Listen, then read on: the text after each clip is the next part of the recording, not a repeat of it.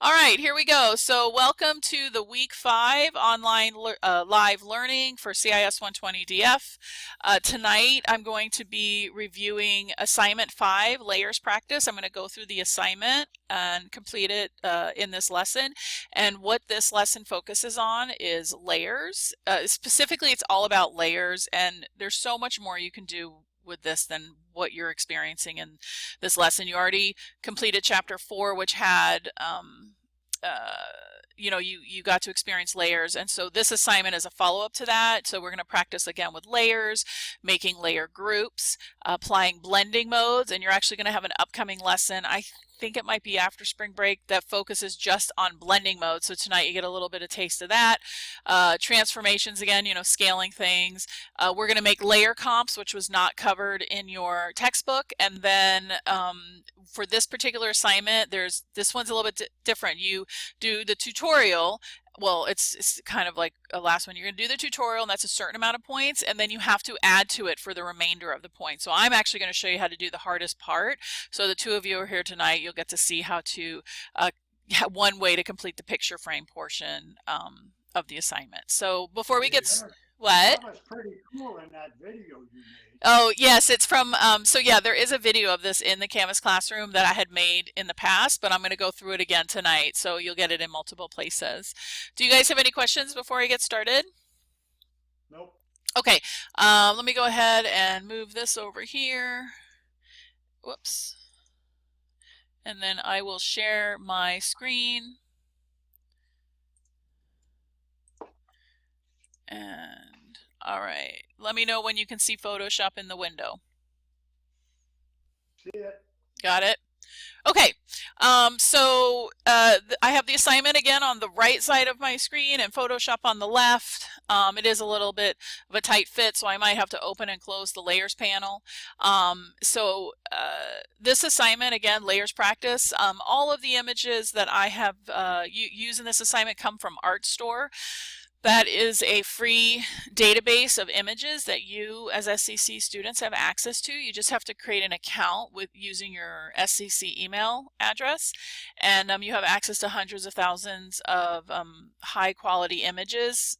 They're not going to be the same kinds of things you find on Google, but they're related to art, fine art and things like that. So you can search it, and you can just because you start with a picture doesn't mean that's what it's going to end up with. You can always use pieces of it, so it's just another place that you guys can use as a resource. So anytime I create an assignment, I always like to give the attribution of where I've gotten the images from. So for this assignment, you open up the file. So I'll go ahead and save it with my name, and if I skip a step, just stop me if I skip something, because I tend to sometimes do that. I get ahead of myself, and my computer always is running slow on the night. So I'm just going to save it with my name. Okay, and maximize compatibility. And then you will see that there already are 4 layers in this PSD file. And so we're going to do different things to each of these layers. So in terms of layers, you want to think of layers as, you can think of it as like clear overhead sheets of transparency, clear sheets of paper that are stacked on top of each other. And wherever you see checkerboard, that is see-through. You can consider that see-through. And then wherever you see color, those pixels are filled on that layer. Okay, so in this case, the robe layer is what we call at the top of the stack, and the wood block print is at the bottom of the stack. And so if you were physically looking at this, the robe layer would be the closest to your face, the closest to your eyeballs. So in terms of what we call stacking order, the robe is on top of the woman, which is on top of this layer, which is on top of this layer. And so you can change the order of layers, and obviously you can change the pixels on individual layers. And so we're going to do that tonight. All right. So the first thing I want you to do, and this is a good practice, especially since you are new to Photoshop, is you can actually lock a layer. So if I click on the robe layer, I can click this little lock icon, and what that means is I could see it or not see it, but I won't be able to touch anything. I won't be able to touch this robe. I won't be able to do anything to it. So it kind of protects it, which is really nice. If you lock all the layers you're not working on, that kind of gives you like a safe area to work with. Okay, so I want you to lock all 3 layers, we're going to start with this wood block print, and then I'm going to turn the eyeballs off, the visibility. That just means I can't see them, right? They're still there, but I just can't work on them. And by locking them, I really ensure that I don't accidentally click on it and do something to it, right? So I'm just kind of making that a safe environment for me. Now, if you wanted to unlock it, you just click on the lock? Yep, and I'm going to do that in the next steps. We're going to unlock each one as we use it. Okay, we'll see if any. All right. Okay. I talk a little bit about blending mode, so we're going to apply a blending mode here to one of the layers. When I get to it, I'll explain what it means, but just anybody who's watching the video, I do have a little bit of definition of what a blending mode is and how it works. And so what I always like to point out are these instructions that I give you for the tutorials are not just an amazing tutorial, but it also has definitions and notes that you might want to use in the future, like on a test. If you were asked a question about blending modes, this would be a good place to maybe help find your answer. So it's always a good idea for these practice assignments I give to, you know, save those files and keep them in one place so they're easily accessible when you're working on the exams. All right, so step 5 says if you don't have your rulers turned on, I do, but you could always go to View, Rulers, make sure there's a check mark there, and then I want to change the measurement of the rulers. Right now this is set to inches. If I right click on it, you can change what the measurement is. So I'm going to change mine to pixels. Pixels is good if you were creating something for the web, so a web-based graphic is usually measured in pixels, versus inches is something I might use for a print item. So, you know, an 8.5 by 11 or 11 by 17. And so you can change the different measuring. We're going to just change to pixels, and you can see that the rulers change to match that. All right, so it says double click the hand tool to fit it to the window.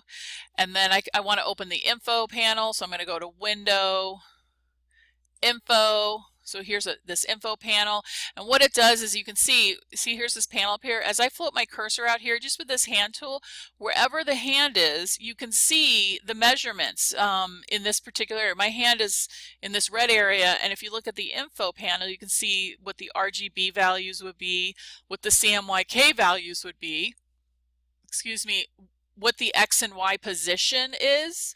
Okay, if I were going to draw a selection, I could actually see the width and height. So if I were to just, this is not in the assignment, but if I were to pick the rectangular marquee and I start drawing, you can see that I right now have a selection that's 334 pixels by 208. So if you were trying to do something really specific, you can also see there's a little pop-up on the screen too. So you can get a lot of information about the image that you're working with.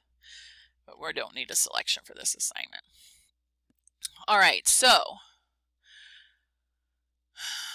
step 7, insert a new layer above the wood block print layer and name it Mauve Blend. So I'm going to click, I have this layer selected.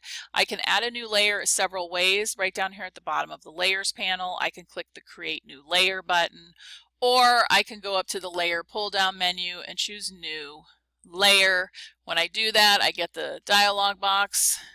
And we want to name this Mauve Blend. If I could spell properly. There we go, Mauve Blend. And you'll see it inserts it above. And you see there's nothing on this layer. It's you can see the little checkerboard. There's no pixels on it yet. All right, so now what I'm going to do is I'm going to take this layer and I'm going to fill it with color. Go to Edit, Fill, choose Color. And so I'm going to go to Edit, Fill, and I'm going to choose Color from the drop down. It brings up the color picker. Okay, and then what I'm saying is I'm going to pick a color. I'm going to pick like this mauve color. Actually, I'm going to move this out of the way because I don't like that. Can't see what I'm trying to do. So I want to pick like a color in here. I can click anywhere in my image and that'll suck up the color of that pixel that I click on. And I'm looking for something in this branch. This is why I asked you to open the info panel. So if you want to, okay, it doesn't have to be that exact. So I'm saying go to somewhere around 825 for the X and 175 for the Y. So if we look up here, keep your eye on this X and Y. We're looking for, where am I? Oh, I'm over here. I should move my image, move my panel. So I want to be, and we're going to close that. I want 825. does not. Yeah, I had that problem. How you just close something Yeah. in order to get over Yeah. it? I had problems that I couldn't do that, or at least I couldn't move So it. if you weren't, yeah, if you weren't able to, what I would do is I would hit cancel on this and cancel on these panels, right? I'm going to dock my info panel over here, so that I can see, so I can see it better. And so then I would go up to edit, fill, and I'd reopen it. You might have to close those panels and move them around, right? And I can move this around so I can see it. 825 by 175. It's about, yeah, it's 817 by 181. That's good enough. So I could click, and you see it loads this kind of mauve looking color right here, right? So I click OK, and I click OK again, and all of a sudden my screen is filled with purple. Do you know why it's filled with purple? Because that's what you picked. It is, that's what I picked. And because, do you know why we can't see the image below anymore, is my question. Because I filled it, right, because I filled the layer with purple, all these pixels are covering up these pixels. I can't see them, right? If I turn the eyeball off, I can see them. But if I have the eyeball on, everything on this layer is covering the layer below it, right? So you just that's what stacking order does, is it, you know, the pixels above are going to hide. And then what you can do is I could take the pixels on the mauve blend and mix them with the pixels below. I can do all kinds of things. So what I'm actually going to show you is with this mauve blend layer selected, right up here, I'm going to take the opacity and I'm going to change it to 50%. I'm just going to type in a 50. And so now do you see how all of a sudden I've got like kind of this hazy purple, right? What I did was I changed the transparency. If I turn the eyeball off, you can see it's much brighter. When I turn the eyeball on, this purple, I can see through it. It's like I put a clear purple, with a purple tint on top of this layer. So it's changing how it looks, right? So you can get all these really cool different effects by applying different features to each of these layers. All right, so one of the things that you want to practice moving forward from this point in the class is really good PSD management. So you want to make sure that your files are organized. You want your layers to have really unique specific names that make sense. You know, if I see a layer and it's called layer 0, layer 1, layer 5, those are not good names. They're not unique. They don't mean anything. You want to always be purposeful in when you change the names of your layers. And then what you can also do, just like with regular file management, is you can create folders to group like layers together. So maybe you have different pieces of a design, you can put all those layers into a folder, and that really keeps your files neat and clean and organized. So what I'm going to do is I'm going to put the mauve blend and the woodblock print in their own little folder. And so by putting them in a folder, they're still part of the design, but they're separated out, and I can do things to layers in a layer group that can be separated from the other layers in the file. Like maybe I just want to apply an effect to just the layers in this group, but I don't want the other layers to be affected. So to do that, you'd want to put them in a layer group. All right, so I'm going to click the first layer. If I hold the shift key down and click the wood block, that selects both of them. And then what I can do to make a layer group is I can click this icon down here called create new group. Watch what happens. Boom, it made a folder called group 1, and you see this little arrow, and if I click it, it expands it, and you can see here are these two layers inside of it. And I also know that it's inside of it. Do you see how there's an indent here? There's a space. The little thumbnail was indented over. That's showing you that it's now inside this group, right? So if I turn the eyeball off, it actually turns both of these eyeballs off at the same time, right? So that's affecting the whole group, okay? What was the icon down at the bottom that you clicked when you did? It's called create a new group. Okay, the other way to do it, I have a path right here in the instructions. I could have gone to layer, new group from layers. I could have done it that way as well. Either one works. All right, I wanted to rename this layer group 1. That's not really a good layer group name, so I can actually double click it and I can call it postcard base. All right, so this is we're going to kind of make like this postcard design, and this would be the base of the postcard. All right. All right, so now what we're going to do is we're going to add some more special effects. I'm going to select the mauve blend layer and I'm going to apply what's called a blending mode. And so you can find the blending modes right here where it says normal. These are all the blending modes. And what a blending mode does is it takes pixels on one layer and it blends it with the pixels below it using math. And depending on which blending mode determines the kind of math that is being used. Okay, it either adds the colors of the values of the pixels, subtracts, multiply, there's all kinds of things that it does. When I have layers in a group, when I apply a blending mode to mauve blend, it will affect mauve blend and any layer below it in this layer group. But it won't affect any other layers outside of it. So if I were to have other layers underneath this, right? Like if this layer was down here, whatever I did inside this group, it's protected, if that makes sense.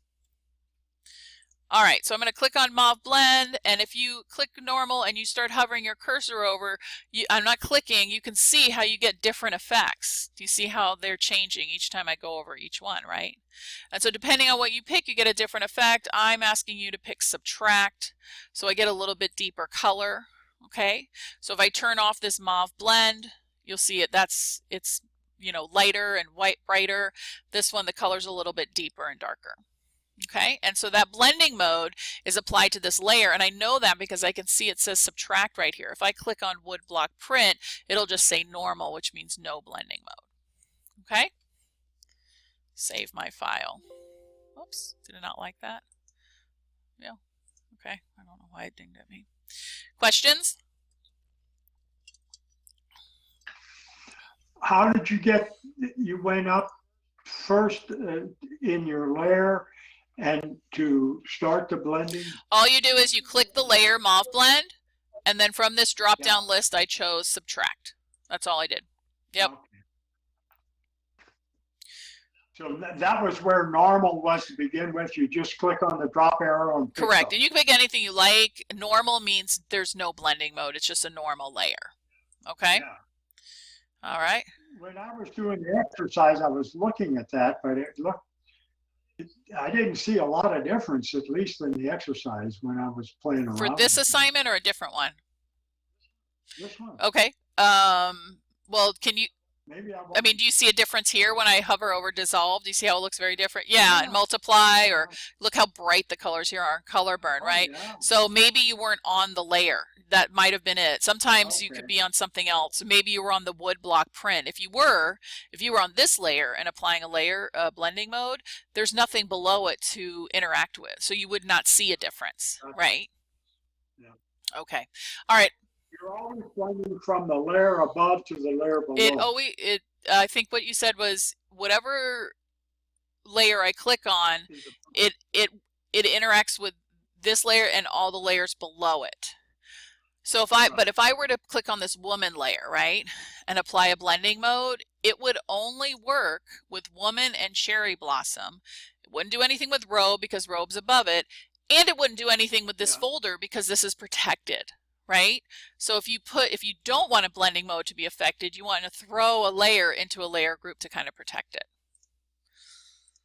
Okay, cloning. So we're in the clone tool. All right. So next thing we're going to do is, here's a fun thing. So if I right click down here in this blank area of the layers panel, I can change the size of the thumbnails. Watch this. Do you see how they just got bigger? Large, even larger, right? I wear bifocals, so that's super helpful when I do that. Yeah, I like that one. Okay, so the next thing I want you to do is show and unlock cherry blossom and make it the active layer so I can turn the eyeball on. I can just click this little lock that unlocks it, and then I can click on it and select it, and now it's the active layer. All right, so as a reminder, if I don't select anything on a layer, that means everything is selected. So the only thing on this layer is this wood block print, and I'm going to transform it. I'm going to scale it, so I can go up to Edit, Transform, Scale, and then up here on the options bar, if I set the width, It's at 100%. I go to 25. You'll actually see the height changes at the same time. That's because I have this little icon turned on which links the two. It keeps them proportional. So if you type in 25 here and nothing changes in the height, just make sure you type a 25 in the height. And then I can click the check mark to commit the transformation, or I can press the enter key twice, and that actually sets the transformation. The enter key twice. Or that check mark. Either one works. All right, I'm going to pick the move tool and I'm going to drag this guy down to the lower left corner. And then I'm going to zoom into the woodblock print.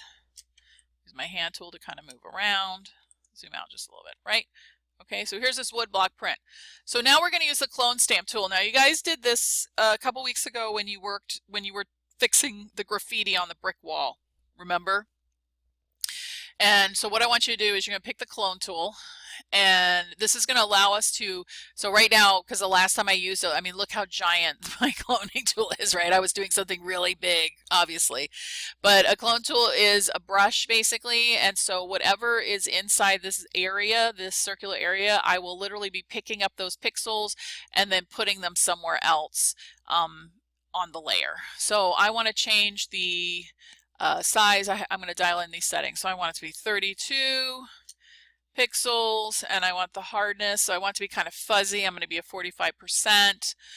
You can actually have a blending mode applied at this point. So blending modes are used in many different ways throughout Photoshop. So you can see here's the same menu, but we're not going to change anything. We're going to leave it at normal.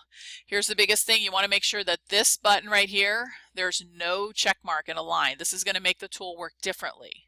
Okay, that's the big piece to this. And so then you can see how my brush is much smaller, right? So I'm going to kind of, eyeball it over this red area. I'm going to hold down the Alt key. You can see that it changes to a crosshairs. When I have the Alt key hold down, what that means is the tool is now ready for me to pick up pixels. So I'm going to click, and I'm going to let go of the Alt key. And do you see how I'm moving my cursor? And you can see that those pixels are loaded in there, right? So I can click with my mouse, and I've literally just like stamped, stamp, click, click, click, click. When you don't have the align check, what it means is every time you get ready to paint or clone, it's going to pull from this same point. It never changes, right? But if I did have it checked, then every time I moved my mouse to paint, the source point would move with it at the same time. Okay? So you can click around and make make a cool design, whatever you want. Okay, questions on that? If you had the line click, then what you initially picked up would move Yes, too? exactly. This piece down here would move along with it. Right, so it changes how the tool works. Yep. The more you play with it, the more you'll understand how it works. Just experimenting with it. All right, so you get something that looks like this. Whatever you want, click as many times as you like. When you're done, I'm going to zoom back out, and I'm going to save my file. Okay. And then what I can do is, here's a nice little feature. So do you see over here I have a layer called cherry blossoms, right? You guys see that? I'm going to hide this just because to make room. With the move tool, right? Maybe I'll leave this open. With the move tool, if I hold the Alt key down, watch what happens to my cursor. See how I have an arrow with the 4-way plus? That's showing me I have the move tool. When I hold the Alt key down, it changes to 2 arrows. It's actually telling me, oh, you're getting ready to make a duplicate. So while I have the Alt key pressed, I can click, hold, and drag, right? Look at that. I made a duplicate. And when I let go, look at my layers panel. Do you see how it made it as a new layer? It's a shortcut. So I can hold the Alt key, click and drag, make another duplicate, hold the Alt key down, click and drag, click and let go, right? And so by doing that, I made 4 copies and I moved them at the same time, right? So then I just want to rename these to make a little bit more sense. This would be called Cherry Blossom bottom left, Cherry Blossom upper left, Cherry Blossom upper right, and Cherry Blossom Lower right, right? So you see how I'm giving them really descriptive names. I mean, I can obviously see what each one is, where they're located, but having that descriptive name is super helpful.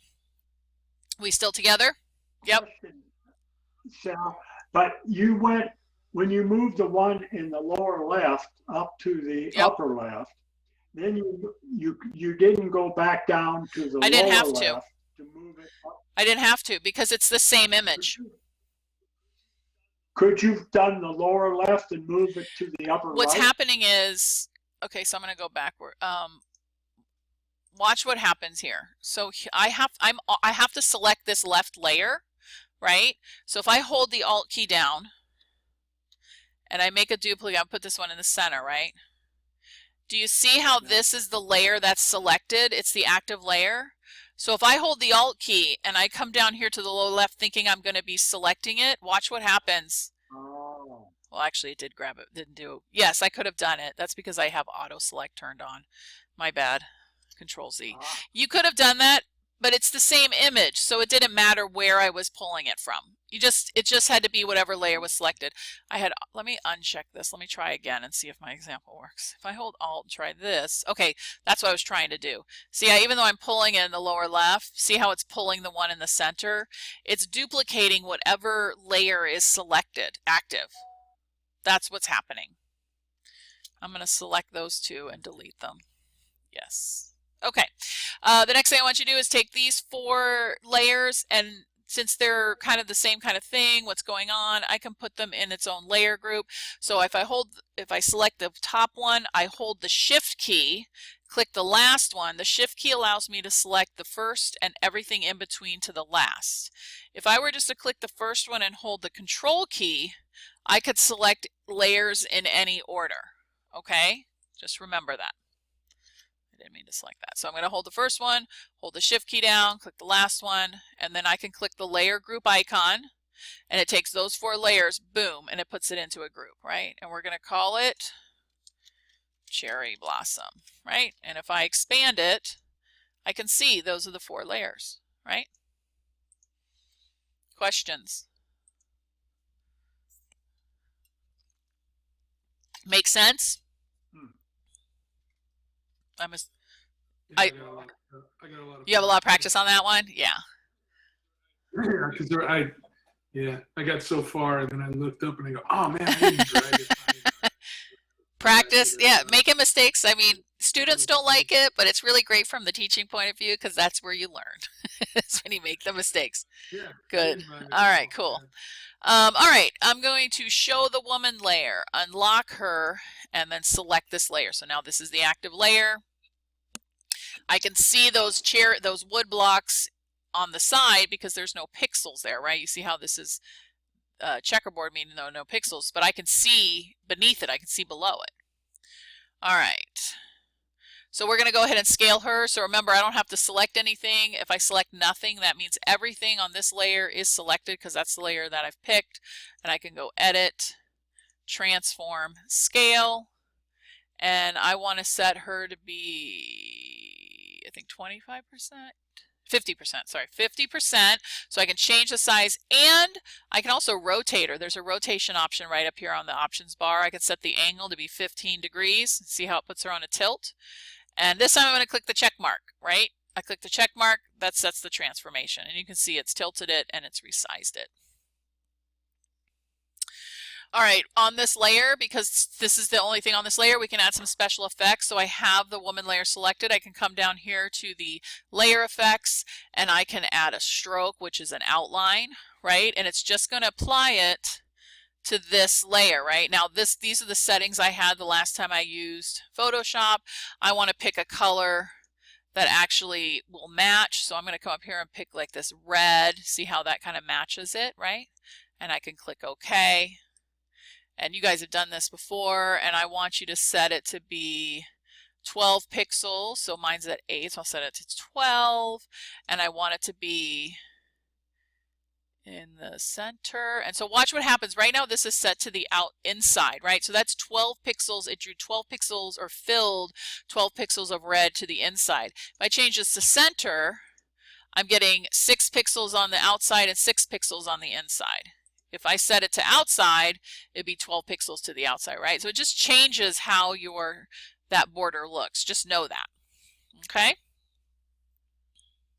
I can click OK, right? So I got a nice little picture frame around that.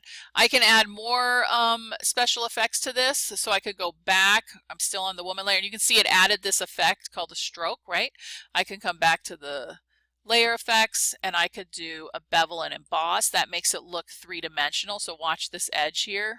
See how it kind of looks like it's like a picture frame now, right? It looks more two-dimensional. And you can play with the settings all you want. I'm just going to leave it. I'm not going to change it too much.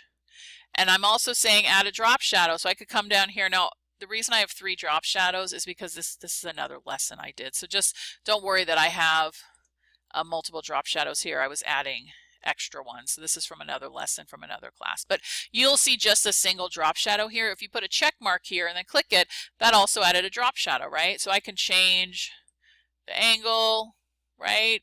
Maybe I want it to be where the sun would be coming from, right? So if I wanted the lower right, or I could put it back to the upper left, however you want it. You could there's a blending mode I could change. I could make it darker, or I could do, I think multiply is a good one. That's usually the default.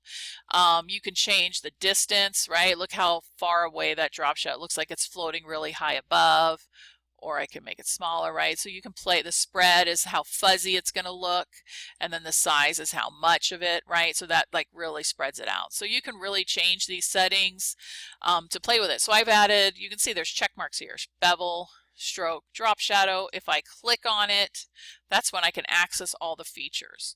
And I know it can look super overwhelming, so just have fun. Just click around and see what happens, right? You're just making something. Click OK. And then I've got 3 special effects added to this one layer. Questions? You've done this before. Okay, all of you. You've added the strokes, you've added the layer effects to other lessons. Yeah, all of you guys. And anybody who's watching this after the fact, you're out there in video land, will have done this. Okay, the next thing I want to do is I'm going to talk about stacking orders. So I'm going to take this woman layer, okay, and just so you know, this isn't in the lesson, but if you see that, you'll see this FX over here, that means I have a special effect apply. See the little arrow? If I click it, it just hides the special effects. They're still there, but if I'm trying to like make it easier to look at my layers panel, I could hide those, right? If they were kind of bothering me, I could hide that. They're still there. I just don't see it, right? It's just collapsing it, right? So I'm going to hide it just to make things, make my environment look a little clean. I'm going to take this layer and I'm going to put it between cherry blossom and postcard, between these 2 groups. So I'm going to click, hold, and drag. And when you see the blue line, I don't want it to be in the group. I want it to be between the 2. I let go, excuse me, and you can see it's in between the 2. And the reason I'm doing that is now if I pick the move tool, I can pull her, and do you see how she's underneath the wood block, right? If I put her back above cherry blossom, do you see how she covers it up, right? Oops. I put her in cherry blossom. I didn't mean to do that. There we go. See how it covers up this, right? But if I pull her down in between the 2, now she's underneath like a sandwich. That's what stacking order means in layers. Make sense?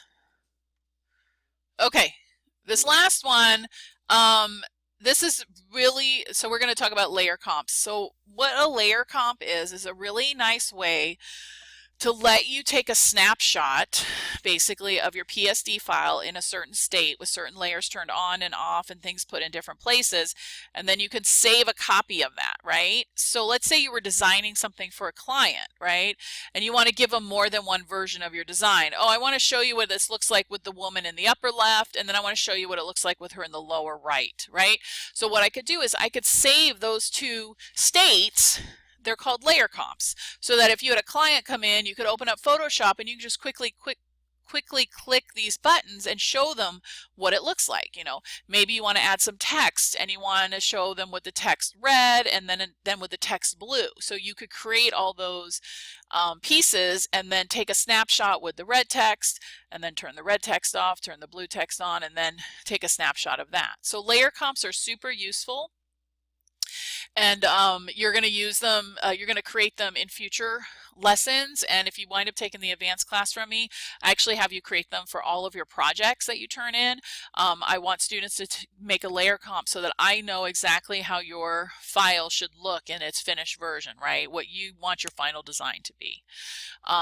So my advice when you make your layer comps is after you make them, test them to make sure they're correct. Because sometimes students will make them, they think they've made them, but they haven't really saved the correct state or they haven't really moved the pieces that they need to move. All right, so you want to open up layer comps, so you can go to Window, Layer Comps. I already have mine. I use them all the time, so I actually have them docked over here. And you get a panel. And so what you want to do when you want to make a layer comp, so in this case I'm going to make one with her in the upper left and one with her in the lower right. So I'm going to put all the pieces, the layers I like, turned on and off, however I want, the way I like it. Then I'm going to make a comp. I'm going to take a snapshot. And I can do that by clicking this button, Create New Layer Comp. And what it does is it opens a dialog box. And so we're going to call this Postcard Comp 1. And you're going to put a check mark next to visibility, position, and appearance. Just ignore this last one. This is new as of 2020, so I didn't realize this was newly added in. So we're not going to worry about this piece. And then you can make some comments. You can just say, you know, some comments about it. We're going to say, what do I say? Oh, woman in upper left of postcard. Okay, and I click OK. All right, and so it creates this comp, and nothing looks really different yet. Okay, so I've made one comp. Now I can go back to my layers panel just to kind of see what's happening. Make sure this layer is selected. Use my move tool, and I'm going to move her down here now. Okay, oops, I'm going to hide that, make it easier. Okay, so now she's down here. Go back to my layer comps. Now I have my file the way I want. Now I'm going to make a second comp. Click the button. It's taking a snapshot of this moment in time. Postcard Comp 2. All these options are still selected. And my comment will be woman in lower right corner. Click OK. And then what happens is if I click this icon next to Postcard 1, there's the first comp. There's the second comp. There's the first comp. There's the second comp. Do you see what's happening? So it allows you to take your file and move things around and save it in save different snapshots of it. So it's super, super useful. Okay, and I even say if you click on the two comps and they both look like the first one, it means you didn't create the second one correctly. So anybody that's watching this after the fact, if you didn't create it correctly, you can always select a comp, press delete it, click the little trash can, and create it again, right? And so it lets you, this little play button, if you have a lot of them, it lets you cycle through all of them. So I have students who turn in an assignment with like lots of comps. They want to show me different versions. So it's really useful, really, really important skill to have, especially as you go out into the workforce. Okay, questions? All right, so that piece, I think it gets you 10 points. Yes, if you did all the tutorial up to this point and just turned your file in, you'd get 10 out of 40 points. To get the other 30 points, you need to add these other pieces for the assignment. So you have to add a text layer, at least one text layer, right, with one layer effect to it. So you could just create a new layer, type some text in, and then you could add a stroke or a drop shadow or a glow or whatever you like. You're going to have one additional image. Now, you already have one in here, so if you want to use the robe layer, you can, right? You could turn it on, you can resize it, you could add special effects to it, you can do whatever you want, or if you want to add your own image, you can pull a new image in. It's up to you. A lot of students just use the one that I gave them. And then you want to add a border, you want to add a picture frame to the image, and then you want to create two more comps. So then after you have all the pieces with the text and the border and the image, you want to create two more comps where you can move stuff around or change the color or do whatever you need to do. Okay, and so that's why you're going to get to be a little bit creative with this. And what I'm going to do is I'm actually going to show you, if you are watching this, I'm going to show you how to do the border. Okay, because that one, Kurt's like, that's what I've been waiting for. Yeah, I did it all, but you know what I'm going to say. So Okay, I want to see so you might think, oh, I'll just click the top layer and add a stroke, but that doesn't work because it's only, right, it only puts a stroke around whatever pixels are on it. So this is how I do it. All right, so what I'm going to do when you get ready to do the border is I add a new layer at the very top of the stack, okay, and I'm going to call it border, okay, or frame. You can call it picture frame, whatever you want. Now I'm going to hide this just to make it easy, but we all know that I'm on this layer, right, and there's no pixels on this layer, right? I'm going to take the rectangular marquee.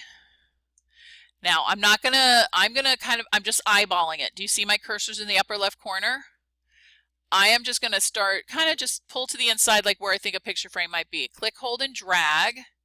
Not quite all the way, right? And then let go. So you see that I'm going to do new selection. You see that I have the selection, right? But it's just the inside, right? What I want is I want to fill the area to the outside of this selection with color, right? If I were to fill this, and I'll do it right now, if I go edit fill, and let's say I just pick black, right? That's not a picture frame, right? Control Z.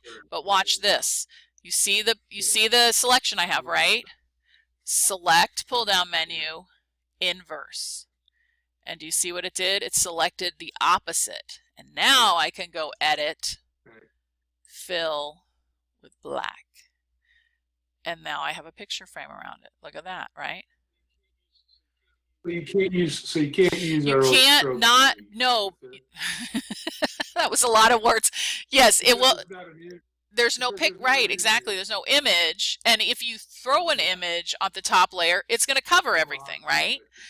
Yep. So I purposely made it hard, and I want to see how people solve it. But you guys can ask me how to do it. I'll show you how to do it. So this is how I. Yeah, I did this. I think I was done with this last Saturday, and I go, oh, she's doing good on a Thursday night. Wait, hold on. You could have emailed, just so you know. Okay, I mean, I like that you're showing up for sure, but always feel like, yeah. I knew you were going to do it. Well, you also share other tidbits. Yep. But you're not in the book, shortcuts and stuff, which yeah. I'd rather listen to. And I also think I have a video with this in Canvas, right? So this I actually show it in the video as well. There was a video I think that went along with it. Did I put a video in it? Maybe I'm speaking.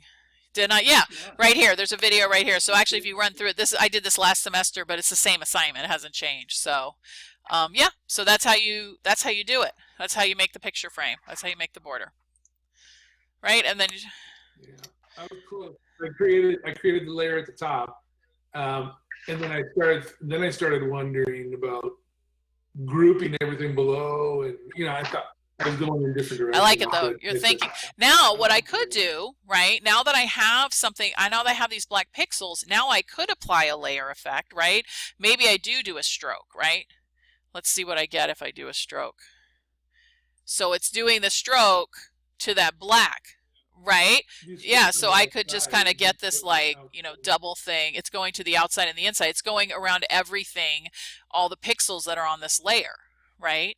If I didn't want a stroke, you could do an inner glow, right? Do you see how it's making it, I could pick a color, maybe I'll pick red, right? You get this kind of glowy. So you can try playing with these layer effects on that picture frame and just really see what you can make. I'm going to hit cancel and not do anything on that, right? So you could do that. Absolutely. So select inverse. I know it's not highlighted. That's a big one. I use that a lot. Sometimes when you're making a selection, it's easier to select, make a selection of what is there and then reverse your selection to get what you're really looking for, right? Sometimes it's easier to select the opposite to start with the opposite of what you want at the end. Well, that's all, folks. That's all I got. That's 45 minutes. What other questions you have? Anything? Nothing for me. Well, I just got You just got to go have fun, Ralph. And it's okay if you get stuck. Move on to the next thing. No worries. Yeah. Just stay by your I will email, wait with breathless anticipation for your emails. I will not. I will be sad if I don't get at least 3 tomorrow. No, I love it. I love it when you send me the emails. Yeah, go ahead. When I was doing the exercise in the book, following the book's instructions, there were a number of things in there that I just didn't understand, and I kind of made a list of these things. Okay. I might send them to you, and there were quite a few of them, so I don't know how you want to handle it, but I may send them to you. Okay, or if you want to come in, we could go through them. When this is over, I'm going to send an email out. I have to move my office hours to 12 o'clock tomorrow. I have to do a high school orientation all morning. So I'm going to be on campus, but I'm giving an orientation to high school students. So if you want to come in during my office hour, I'm going to be there around noon, and we could do that way. Whatever you'd like, whatever works for you. I can answer them at the list, or we could just do it one by one in my office. All right. Well, that's all I got, guys. Have a good evening, and I'll see you guys later. Thank you. Okay, good night. Good night.